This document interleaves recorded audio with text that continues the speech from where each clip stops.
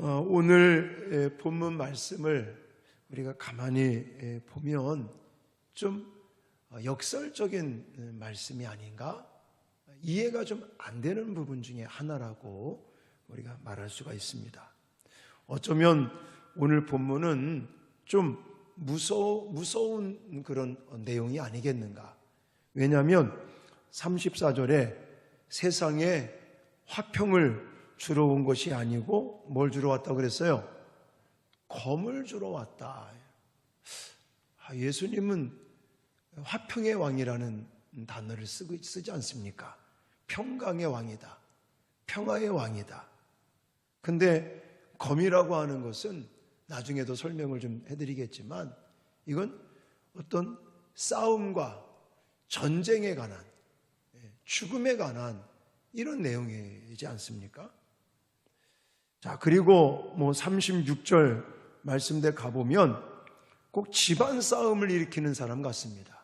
그래서 집안 식구가 원수가 될 것이다.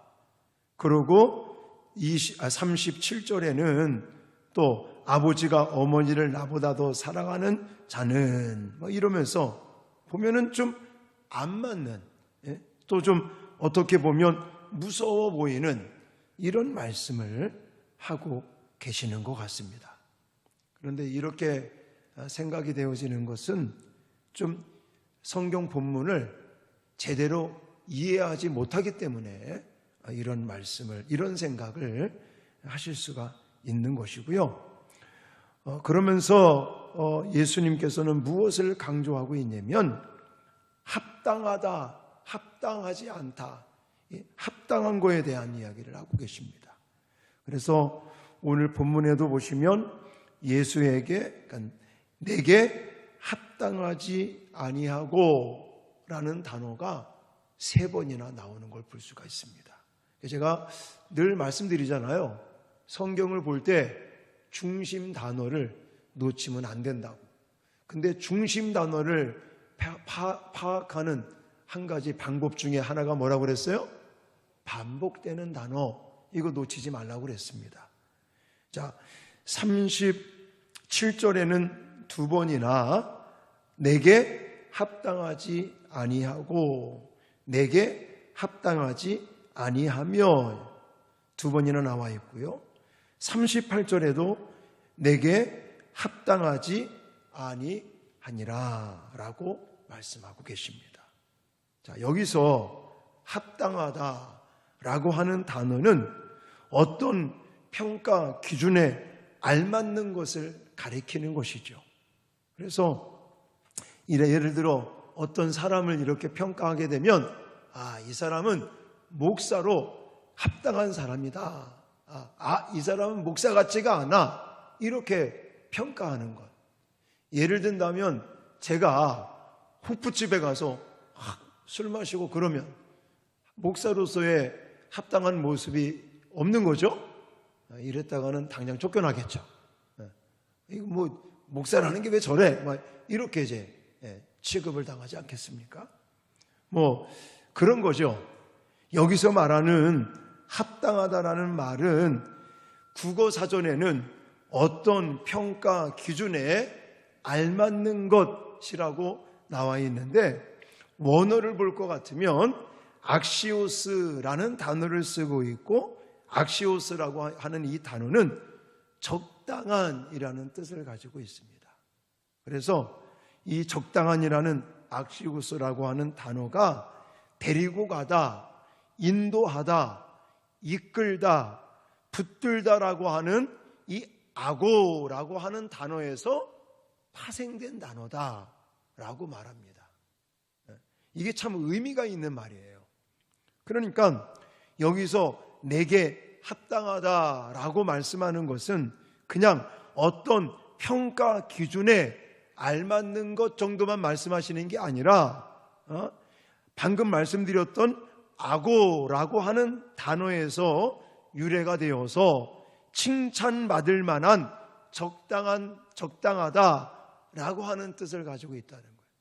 이걸 좀 풀어서 말씀을 드리면 내가 오늘 본문에서 말씀하고 있는 예수의 제자로서 합당한 삶을 살게 된다는 것은 결국 예수님에게 칭찬을 받고 또 그래서 예수님이 우리를 이끄시고 붙드시고 정말 우리를 안내하시는 이런 축복을 받을 만한 사람, 이렇게 이야기를 할 수가 있는 것입니다. 그래서 오늘 이 본문 속에서 강조하는 것이 주님께서 붙들어서 인도하시고 칭찬하시는 예수님에게 합당한 제자는 어떤 사람인가 라는 것을 강조하고 있는 말씀이라는 것입니다. 자, 그러면 여기 34절서부터 먼저 예수님의 제자로서 합당한 예수님에게 칭찬을 들으면서 예수님에게 붙들리고 인도함을 받고 은혜를 받는, 복을 받는 그런 합당한 예수의 제자는 어떤 사람이라고 말할 수 있냐면 예수님에게 우선순위를 두는 사람이다 라고 말할 수 있습니다. 물론 이게 직접적인 단어가 나와 있지는 않습니다. 그런데 여러분들이 34절, 35절, 36절, 37절까지 이어지는 본문을 이해를 하신다면 충분히 이것을 여러분들이 알게 됩니다. 자, 그게 무슨 말이냐면 34절을 다시 한번 좀 읽겠습니다. 시작. 내가 세상에 화평을 주러 온 줄로 생각하지 말라. 화평이 아니요 검을 주러 왔노라. 아멘. 이거 모니터 너무 줄였거든요. 모니터만, 내 거 모니터만 좀 올려주세요. 여기 보시면 화평을 주러 온 줄로 생각하지 말라. 화평이 아니라 검을 주러 왔노라라고 이야기합니다. 자, 아까도 말씀드렸지만 예수님을 평강의 왕이다. 그리고 예수님께서 산상수훈을 말씀하실 때 기억나시죠? 화평케 하는 자는 복이 있나니 하나님의 아들이라 일컬음을 받을 것이니라 라고까지 말하고 있습니다. 아니, 화평의 왕이요, 평강의 왕이요, 또 산상수훈을 가지고 예수님께서 설교하시면서 화평하는 자가 되라고 분명히 강조하셨는데 화평을 주러 온 것이 아니라 나는 검을 주러 왔다. 이게 뭐가 안 맞는 것 같잖아요. 근데 여기서 이렇게 오해하는 이유가 무엇이냐면 예수님께서 말씀하시는 화평과 제자들이 생각하고 있는 화평이 다른 것이다라는 겁니다. 이걸 먼저 우리가 알아야 되는데, 자, 제자들이 평강의 왕으로 왔다, 화평을 주러 왔다라고 하는 의미는 어떤 의미를 가지고 있냐면 정치적인 평화를 가리키는 거예요. 지금 이스라엘은 로마 제국의 식민지로 살아가고 있습니다. 그러니 무슨 평화가 있고 화평을 누릴 수 있겠습니까? 그래서 이스라엘 지금 민족이 어떤 정치적으로 로마의 치하 아래 살아가니까 예수 그리스도가 왕으로 오셔서 독립을 이루시고 그리고 이스라엘이라고 하는 이 민족을 독립시키셔서 이제는 정치적인 안정과 이 편안, 또 경제적으로나 어떤 그런 외형적인 부분에 있어서 평화를 주시는 왕이다 라고 생각하고 있는 것이죠. 그런데 예수님은 사실 그런 정치적이거나 경제적인 왕이 아니라 어떤 개념의 왕입니까? 하나님 나라의 왕이죠. 하나님 나라의 그 평화를 말씀하시는 거지, 그 영혼을 구원시키는 영혼의 안식처를 말씀하시는 거지 정치적인 평강을 말씀하시는 것이 아니라는 것입니다. 그래서 이 부분을 보면서는 본문의 이 화평이라고 하는 개념이 정치적, 경제적인 것이 아니고 하나님과 인간 사이에 막혔던 담을 허시고 이루어 주신 그 화목, 구원을 가리키는 것이라고 말할 수 있겠죠. 그러므로 본문은 예수님께서 메시아의 사역이 유대인의 정치적 해방이나 경제적인 번영과 평안을 가져다 주는 것이 아니다라는 것을 말씀하고 계시다는 겁니다. 그러면서 검을 주러 왔다라는 말은 싸움을 주러 왔다라고 표현할 수 있는데, 여기서 말하는 검을 주러 왔다는 것은 분쟁케 하러 왔다라고 말할 수 있습니다. 아니, 그러면 이것은 어떤 분쟁을 가리키는 거냐? 나라와 나라가 서로 전쟁을 치르는 이런 게 아니라는 거예요. 단순하게 어떤 이익을 위해서 치르는 그런 전쟁이 아니라, 여기서 말하는 전쟁은 신앙을 지키느냐 빼앗기느냐, 믿음을 지키느냐 하는 전쟁을 가리킨다는 거예요. 예수님께서 우리에게 주시는 이 화평은 정치적으로나 어떤 경제적인 화평이 아니라 무조건적인 양보나 타협이 아닌 진리를 위한 투쟁을 통해서 얻어질 것을 보여주고 계시는 것입니다. 자, 예를 든다면 그거죠. 자, 예수 믿지 않는 사람들과 예수 믿는 사람들과 어떤 갈등이 있죠? 이익을 위해서 갈등을 갖습니까? 그런 거 아닙니다. 이거는 어떤 신앙적인 갈등을 가리키는 거죠. 저도 그런 적이 있었어요. 고등학교를 다니면서 이제 1학년 때는 이렇게 통학을 했어요. 읍내까지 버스를 타고 통학을 하다가 2학년 때는 하숙을 했었어요. 그러다가 3학년이 돼서는 제가 다니는 고등학교의 바로 옆에 큰 집, 그러니까 큰아버지는 돌아가셨고 큰어머님이 사셨습니다. 그래서 웅규야, 너 이제 고3이고 그러니까 우리 집에 들어와서 여기서 학교 다녀라. 그래가지고 이제 큰 집으로 들어가게 됐는데, 큰 집은요 아주 철저한 천주교 집안입니다. 우리 큰어머니 아주 천주교, 열렬한 천주교 신자입니다. 저는 이제 고등학교 2학년 때부터 목사가 되겠다고 은혜 받고 그런 사람이고, 그런데 무슨 일이 벌어졌냐면 큰아버지 제사 때가 됐어요. 제가 제사를 지내겠습니까? 안 지내겠습니까? 안 지내죠. 그랬더니 큰어머니 열받으셔가지고 큰아버지한테 절도 안 하고 제사도 안 지낸다고 얼마나 구박을 하시는지 그냥. 또 제가 이제 고3이라 더 하나님의 은혜를 받겠다고 아침 금식을 선포했거든요. 대학교 가는 거 이것도 물론 있지만 내가 더 예수님과 가까워져야 되겠다. 수련회 갔다 와서 은혜를 받고는 아침에 금식 기도를 한다고 금식 기도를 하니까 큰어머님이 또 막 난리가 났어요. 고3인데 아침도 안 처먹고 기도한답시고 저런다고 그러면서 또 핍박을 하네. 이런 걸 가리키는 거예요. 이런 갈등, 이런 어떤 이 분쟁, 이런 걸 가리키는 거예요.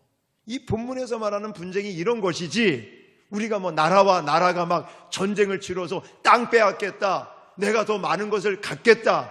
사실 세상 사람들의 싸움도 그런 거잖아요. 내가 저 사람하고 싸워서 이겨야 더 많은 것을 소유할 수 있고 더 높은 자리에 올라가기 위해서 막 싸움질하는 거잖아요. 근데 지금 예수님께서 말씀하시는 것은 그런 싸움이 아니라 신앙을 지키느냐 안 지키느냐, 못 지키느냐, 이런 어떤 갈등, 이런 분쟁, 이런 걸 가리키는 거예요. 그러시면서 37절에 35절 36절도 한번 읽어볼까요? 시작. 내가 온 것은 사람이 그 아버지와 딸이 어머니와 며느리가 시어머니와 불화하게 하려 함이니 사람의 원수가 자기 집안 식구리라. 왜 집안 식구가 원수가 됩니까? 내가 신앙을 지키려고 하니까. 믿지 않는 가족들과 원수가 되는 거죠. 믿음이 좋은 어떤 사람이 믿음이 약한 가족들하고 불화가 일어날 수 있다는 거예요. 아니 좀 적당히 해라. 그냥 주일날 한번 교회 가서 예배 드리면 됐지. 그리고 지금 시험 기간이잖아. 교회는 그냥 다음에 가면 되지. 시험 끝나고 가면 되지 막 이러면서 사살 꼬실 때 절대 넘어가면 안 돼. 신앙을 지키려고 하는 몸부림 속에 우선순위를 어디에 두느냐 이거예요. 물론 대학교 가야 되고 취업도 해야 되고 세상에서 일도 열심히 해야 되고 그러나 그것 때문에 만약 하나님과의 관계가 어긋난다든지 우리의 신앙에 문제가 될 것 같으면 우리는 그거와 싸워야 됩니다.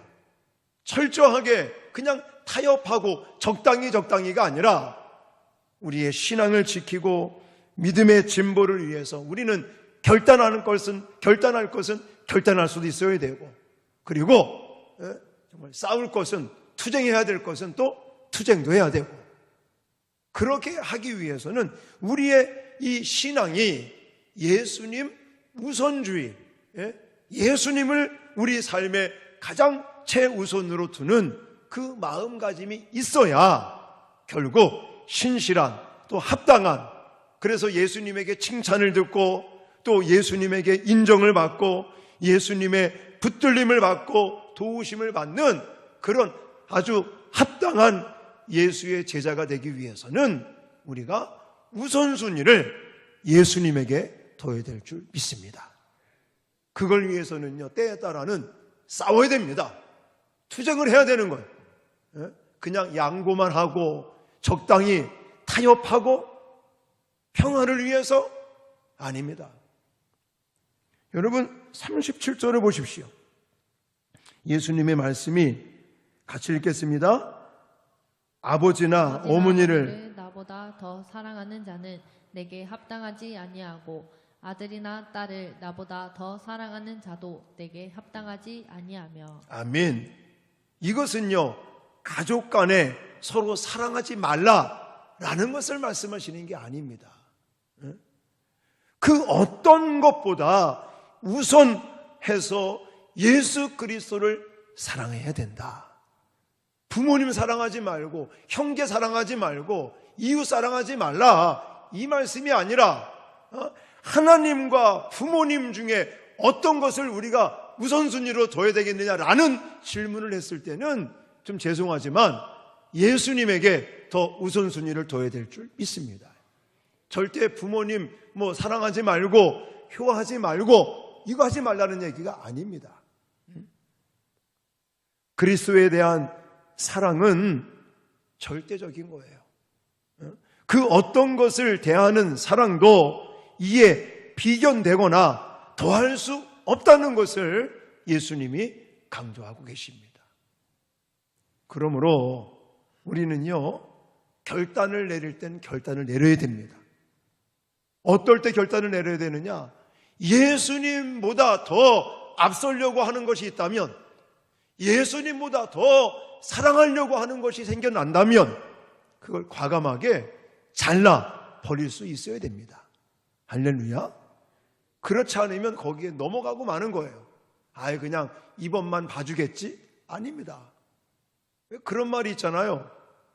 사막에서 어떤 사람이 너무나 이제 밤에 추워서 잠을 자다가 추워서 이제는 이렇게 옷을 가죽 이불을 덮고 잠을 자고 있는데 너무나 안 됐어, 낙타가. 그래서 처음에는 발만 이렇게 덮어줬더니 나중에는 어떻게 했다고 그랬어요?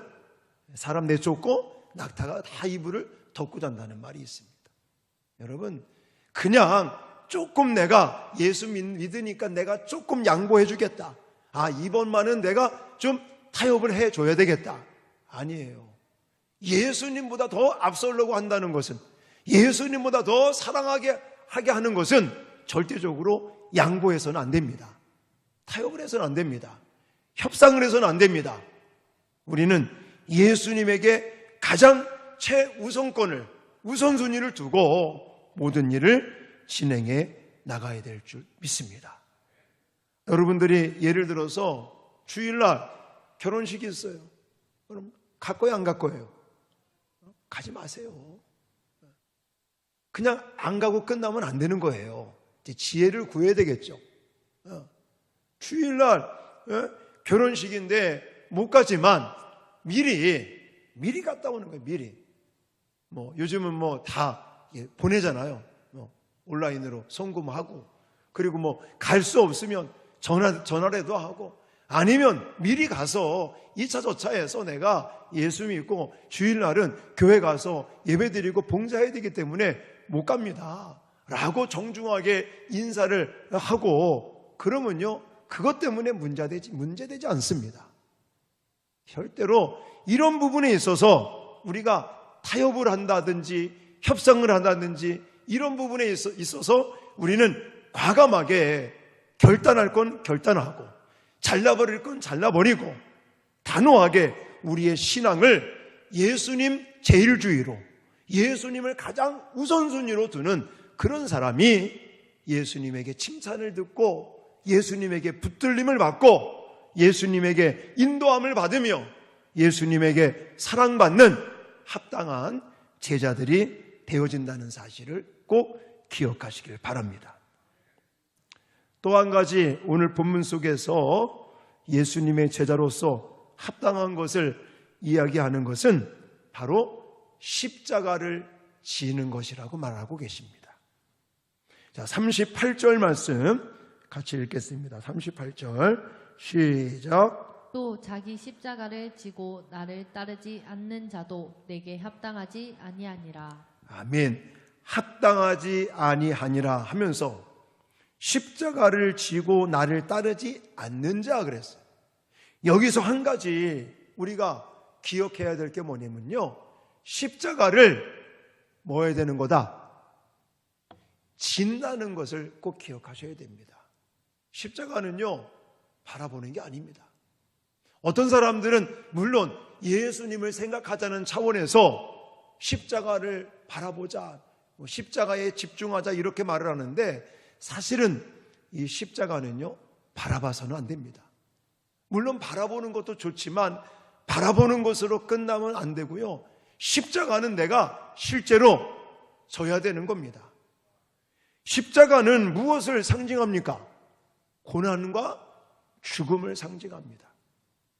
그러므로 십자가를 지는 것은 진짜 죽으라는 그런 의미가 아니라 죽을 각오로 하라는 얘기죠. 자, 신앙생활에 만약에 저와 여러분들이 그냥 편안하기 위해서 내가 신앙생활하고 열심히 기도생활하고 내가 열심히 봉사하고 이런 것들이 오로지 그냥 하나님께 많은 은혜를 받고 복을 받고 또 편안함을 꿈꾸면서 그렇게 하신다면 그건 잘못된 겁니다. 왜냐? 예수님을 우리가 따른다고 한다면 나를 따라오려거든 뭐라고 그랬어요? 자기를 부인하고 제 십자가를 바라만 뭐라고요? 아닙니다. 제 십자가를 지고 나를 따를 것이니라 라고 말하고. 여러분, 신앙생활은 만약 십자가 지는 것이 없다면 저는 그 신앙은 좀 문제가 있다라고 생각이 되어집니다. 성경에 보십시오. 십자가가 있으니까 부활도 있는 것이고 구원의 역사가 나타난 겁니다. 그걸 우리 기억을 하셔야 되는 거예요. 십자가를 지지 않는 삶은 그리스도와 연관이 없다라고까지 저는 말씀드리고 싶어요. 주님이 십자가를 지셨고 나를 따라오려거든 십자가를 지고 나를 쫓을 것이라고 말씀하고 계시기 때문에 만약 내 신앙생활에 십자가 지는 것이 없다면 그 신앙이 진짜 신앙인가? 한번 체크를 해보셔야 되는 것이에요. 여러분, 근데 우리가 십자가를 지라고 그러면 힘들잖아요. 어렵잖아요. 죽는 거잖아요. 근데 그것으로만 끝나지 않는다는 거예요. 우리가 너무나 잘 알듯이 십자가가 없으면 뭐가 없다고요? 부활이 없는 거예요. 십자가의 죽음, 십자가의 고난이 있었기 때문에 부활의 영광, 부활의 능력이 나타나는 것처럼 절대적으로 하늘나라의 법칙은 내가 십자가 진다고 해서 그냥 죽고 끝나버리는 것이 아니라 반드시 하나님은 우리를 일으켜 세우시고 영광된 순간을 맞이하게 하신다는 사실을 믿으시기 바랍니다. 그래서 오늘 39절에도 뭐라고 그랬어요? 자기의 목숨을 얻는 자는 잃을 것이요 나를 위하여 자기 목숨을 잃는 자는 얻으리라 그래요. 내가 십자가를 지면 예수님께서 우리에게 얻게 하시는 거예요. 이게 하나님 나라의 법칙인 것입니다. 그래서 오늘 이 본문 속에서 예수님께서 합당한 제자, 아까도 설명드렸지만 그냥 조건만 갖춘다는 의미로 생각만 하시면 안 됩니다. 내가 합당한 제자가 되면 예수님이 나를 인정하시는 거예요. 예수님께서 나를 붙드시고 인도하시고 또 공급하시고 채우시는, 그래서 정말 예수님께서 기뻐하시는, 예수님의 사랑을 받고 은혜를 받는 그런 합당한 예수님의 제자가 되기 위해서 오늘 두 가지를 강조하고 있는 거예요. 하나는 뭐라고요? 예수님 우선순위를 두는 것. 우리가 무엇을 하든지 오늘 정말 오해하지 말아야 될 것이 부모님 사랑하지 말라는 얘기 아닙니다. 형제를 미워하라, 사랑하지 말고 미워해야 된다. 예수님이 온 것은 검을 주러 왔다, 이게 아닙니다. 그 의미를 제가 분명하게 아주 명확하게 말씀을 드렸고, 우리는 우선순위를 어디에 둘 것이냐, 그리고 나의 삶의 우선순위를 예수님에게 두기 위해서는 우리는 철저하게 뭐 해야 된다? 결단해야 된다. 투쟁해야 된다. 그냥 적당히 타협하고 적당히 그냥 맞춰서 가면 되냐? 아니라는 거예요. 세상 사람들이 말하는 싸움이 아닙니다. 세상 사람들은 왜 데모를 합니까? 왜 여기다 빨간 띠 왜 붙들어 매고 왜 투쟁해야 된다고 그러는 거예요?